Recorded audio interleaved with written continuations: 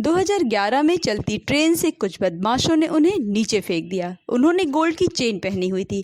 बदमाशों ने चेन छीनने का प्रयास किया।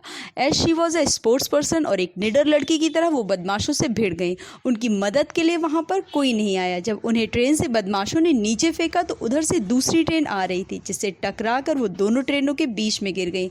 दोनों ट्रेनों के गुजरने के बाद उन्होंने उठने की कोशिश की तो उनका एक पैर कट चुका था और उनके दूसरे पैर की हड्डियां जींस से बाहर लटक रही थीं।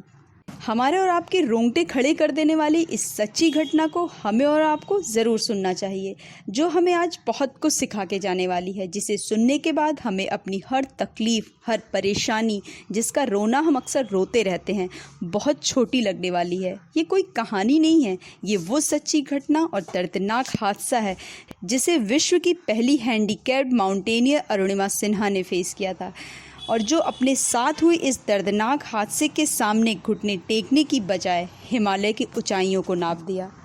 अरुणिमा के शरीर से खून तेजी से बहता जा रहा था। उनके पैर की हड्डियां जीन्स के बाहर लटक रही थीं। वो पूरी रात चिल्लाती रहीं, पर मदद के लिए कोई नहीं आया।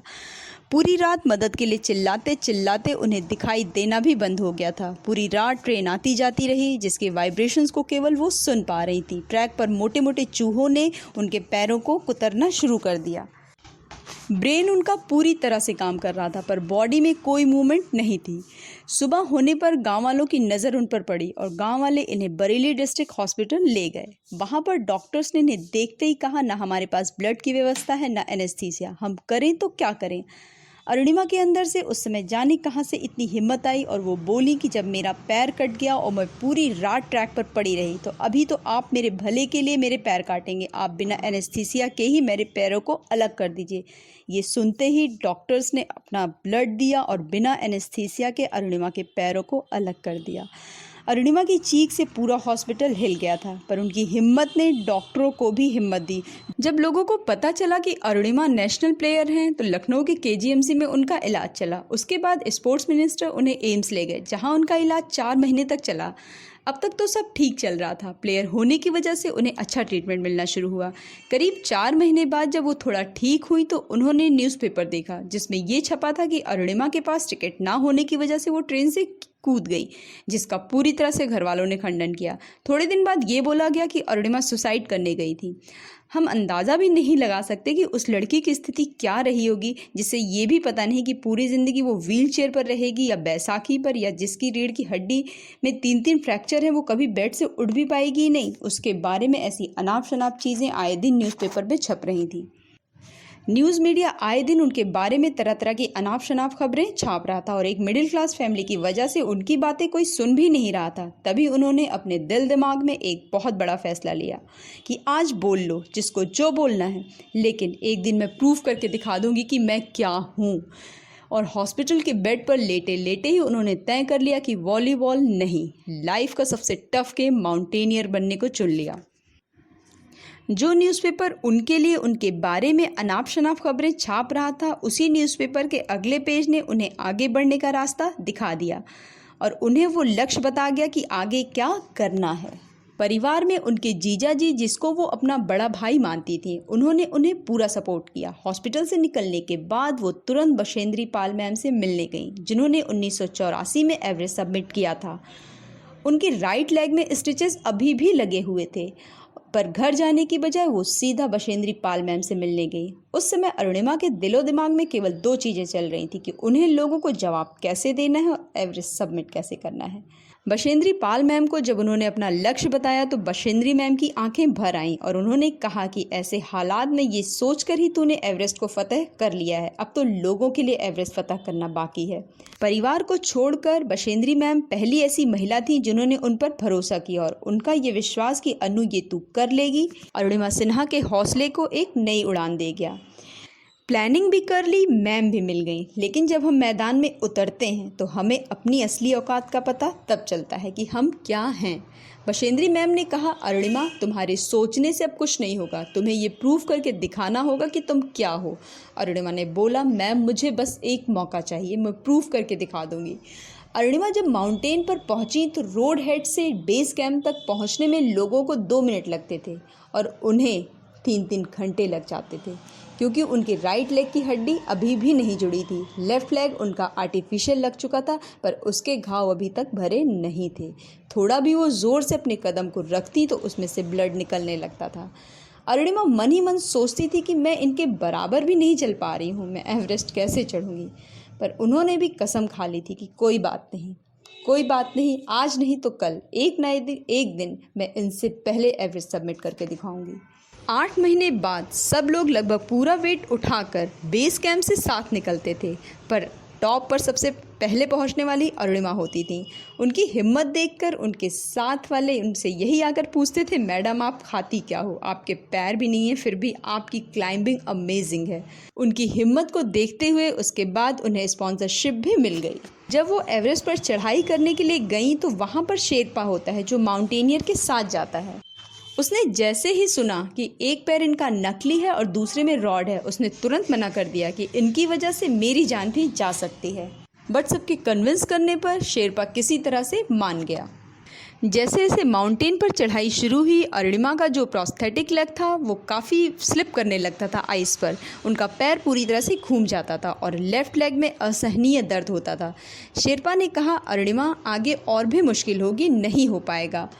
इस पर अरुणिमा ने जवाब दिया कि ये मेरा पैर है और मैं जानती हूँ ये कैसे चलेगा। अरुणिमा का पैर तो चला गया था, पर हौसले को उनके कोई हिला नहीं पाया था। कैंप 3 तक तो सब ठीक था। जब बात कैंप 3 के ऊपर की होती है, साउथ कोस्ट सबमिट की, तो अच्छे माउंटेनियर के, अच्छे दिलेरों के हौसले धरे के धरे रह जाते हैं जब अपनी आंखों के सामने वो किसी को मरता देखता है। माउंटेनियरिंग अक्सर रात में की जाती है क्योंकि वेदर शांत होता है। अरुणिमा जिधर भी नज़र घुमाती थी, जिधर भी उनके हेडलाइट की रोशनी पड़ती थी, उधर ही उन्हें डेड बॉडी दिख जाती थी, जो पूरी तरह से अरुणिमा के लिए रूह कपा देने वाला मंजर था। इतना ही नहीं, जिस रोप में वो बंधी हुई थी उसी रोप में जब वो आगे जा रही थी तो एक बांग्लादेशी करा रहा था, उसका ऑक्सीजन लेवल ख़त्म हो चुका था। ये मंजर इतना ज़्यादा डरावना था कि जिसे एक्सप्लेन नहीं किया जा सकता। एक आदमी मर रहा है और उसको बचाने के लिए कोई कुछ कर भी नहीं पा रहा है। अरुणिमा 10 से 15 मिनट तक वहीं खड़ी रही और सबसे यही कहा कि मैं एवरेस्ट सबमिट भी करूँगी और जिंदा वापस भी जाऊँगी, क्योंकि हम जैसा सोचते हैं हमारी बॉडी भी वैसा ही जनरेट करना शुरू कर देती है। उन्होंने डेड बॉडी को लांघा और आगे बढ़ना शुरू किया। साउथ सबमिट के करीब यानी हिलेरियस स्ट्रिप जब वो पहुंची तो उनके शेरपा ने उन्हें जोर से झटका दिया और कहा, अरुणिमा वापस चलो, तुम्हारा ऑक्सीजन खत्म हो रहा है। हिलेरियस स्टेप के बाद ही एवरेस्ट सबमिट था। अगर आप अपने टारगेट के इतने करीब हों और कोई आपसे ये बोले कि वापस चलो तो आपको कैसा लगेगा? अरुणिमा ने कहा, शेरपा आप क्या कह रहे हो, मैं किसी भी कीमत पर यहाँ से तो वापस नहीं जाने वाली। शेरपा ने कहा, ज़िंदगी रही तो दोबारा ट्राई कर लेना। अरुणिमा ने कहा, ज़िंदगी में गोल्डन चांस बार बार नहीं मिलते, ये हमारे ऊपर है कि हम उसे पकड़ कर रखते हैं या छोड़ देते हैं। अरुणिमा जानती थी कि उन्हें बहुत मुश्किल से स्पॉन्सरशिप मिली है और अगर उन्होंने ये चांस छोड़ दिया तो दोबारा उन्हें स्पॉन्सरशिप नहीं मिलने वाली। उन्हें अपनी माँ और बशेंद्री मैम की बात याद आ गई कि कभी कभी लाइफ में केवल हमें अकेले ही डिसीज़न लेना होता है, वहाँ हमारा साथ देने के लिए कोई नहीं होता है। और अरुणिमा ने आगे बढ़ने का फैसला ले लिया। करीब 1 या 1.5 घंटे चलने के बाद वो टॉप पर थी। एवरेस्ट के टॉप पर पहुंचने के मंजर को याद करके अरुणिमा के खुशी से रोंगटे खड़े हो जाते हैं। उन्हें लग रहा था उस समय कि वो चीख चीख कर उन लोगों को ये बता दें जो लोग ये सोचते थे, एक लड़की, ऊपर से विकलांग, तीसरी मिडिल क्लास। उन लोगों को अरुणिमा ये बता देना चाहती थी कि वो आज टॉप ऑफ द वर्ल्ड है। जो लोग एक बार हार कर दोबारा लड़ना नहीं चाहते, जिन्हें ये लगता है कि एक बार हारने के बाद दोबारा वो कुछ कर नहीं सकते, उन सब के लिए एवरेस्ट के टॉप से ये मैसेज देना चाहती थी कि हारते हम दिमाग से हैं।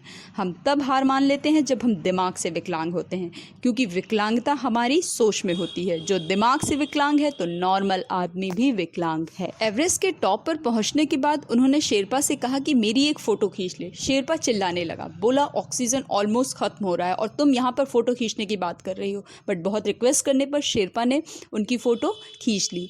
अगली बार शेरपा बहुत तेज गुस्सा हुआ जब अरुणिमा ने बोला, भाई वीडियो भी बना ले। 8,848 मीटर की ऊंचाई पर जब ऑक्सीजन खत्म हो रहा हो उस समय वीडियो बनाने की बात पर किसी को भी गुस्सा आ सकता है, पर अरुणिमा वो वीडियो इसलिए बनवाना चाहती थी कि अगर वो जिंदा नहीं लौट पाई तो ये वीडियो उनके भारत पहुंचा दी जाए, जिसको देखकर देश का हर व्यक्ति प्रेरित हो सके कि जिस लड़की का 11 अप्रैल 2011 को एक्सीडेंट हुआ, 31 मई 2013 को वो टॉप ऑफ द वर्ल्ड है। ऑलमोस्ट 1 या 2 साल के अंदर उन्होंने वो कर दिखाया जिसकी कोई सपने में भी कल्पना नहीं कर सकता। जैसे तैसे शेरपा ने वीडियो बनाई। ज़्यादातर मौतें नीचे आने पर होती हैं। नीचे आते समय अरुणिमा का ऑक्सीजन खत्म हो चुका था और वो नीचे गिर गई। शेरपा उसे लगातार हिम्मत दे रहा था कि अरुणिमा उठ खड़ी हो, हिम्मत कर, कोशिश कर, तेरी कामयाबी की कहानी तुझे खुद बताना है, ये वीडियो नहीं बताएगी। लेकिन अरुणिमा में बिल्कुल भी हिम्मत नहीं बची थी कि वो उठकर खड़ी हो पाए। अभी एक ब्रिटिश क्लाइंबर के पास एक एक्स्ट्रा ऑक्सीजन सिलेंडर था। शेरपा उसे झट से लेकर आया और अरुणिमा को लगाया। शेरपा ने कहा, अरुणिमा उठ खड़ी हो, भगवान तुझे इतनी जल्दी नहीं बुलाने वाला, वो चाहता है कि तू अभी जिंदा रहे। और अरुणिमा का भी यही मानना है कि जैसे हमारे नियम होते हैं वैसे ऊपर वाले के भी कुछ नियम होते हैं। उसके लिस्ट में अगर मेरा नाम नहीं है तो वो मुझे नहीं ले जा सकता। जैसे जैसे वो नीचे आ रही थी उनका प्रोस्थेटिक लेग निकल गया था। -60 डिग्री तक टेम्परेचर डाउन हो जाता है एवरेस्ट पर। उनकी उंगलियों से फट फट कर खून निकल रहा था। उनके हाथ नीले पड़ रहे थे। अगर नीले से काले पड़ने लगते तो हाथ काटने तक की नौबत आ सकती थी। शेरपा ने अरुणिमा से कहा, अरुणिमा जितना जल्दी हो सके हमें नीचे जाना पड़ेगा, उतना ही अच्छा होगा। पर अरुणिमा का प्रोस्थेटिक लेग बाहर आ गया था, हाथों से खून निकल रहा था। उन्हें समझ में नहीं आ रहा था कि वो नीचे जाने के लिए एक कदम भी कैसे आगे बढ़ाएं। उनकी आंखों में आंसू थे और एक पल को लगा कि अब कुछ नहीं हो सकता। पर फिर अरुणिमा ने हिम्मत जुटाई और मन ही मन सोच लिया कि रोने धोने से कुछ नहीं होने वाला, और वो रोप के सहारे नीचे उतरने लगी। कुछ दूर आने के बाद उन्हें एक रॉक दिखाई दिया। वहाँ पर रुककर उन्होंने अपने पैरों को खोला और दोबारा ठीक किया और फिर आगे बढ़ी। सबमिट से कैंप 4 तक की डिस्टेंस 3500 फीट थी। लगभग माउंटेनियर इस दूरी को 16 से 17 घंटे में सबमिट कर लेते हैं। अरुणिमा को टोटल 28 घंटे लग गए थे। हर माउंटेनियर, चाहे वो इंडिया का हो या बाहर का, सब ने ये मान लिया था कि अरुणिमा जिंदा वापस नहीं आएगी। लेकिन अरुणिमा का ये मानना कि अगर आपके अंदर जीतने का जज्बा नहीं है तो चारों तरफ सिर्फ बहाने होते हैं, बेवजह के एक्सक्यूजेस होते हैं। अरुणिमा का ये जोश हम सभी के अंदर काफ़ी हिम्मत पैदा करता है कि अभी तो इस बाज की असली उड़ान बाकी है, अभी तो इस बाज की असली उड़ान बाकी है, अभी तो इस परिंदे का इम्तिहान बाकी है, अभी अभी लांघा है मैंने समुंदरों को, अभी तो पूरा आसमान बाकी है, अभी तो पूरा आसमान बाकी है।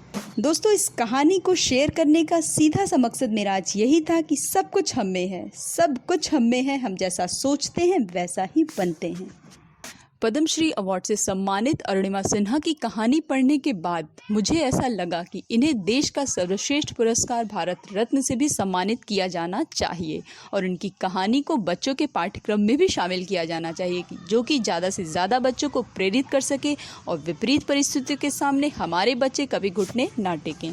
हम में से आज बहुतों को ये कहानी भीतर तक झकझोर गई और हमें सोचने पर मजबूर कर दिया कि बिना एक पैर के एवरेस्ट की चढ़ाई की जा सकती है तो जीवन में कुछ भी किया जा सकता है, कुछ भी।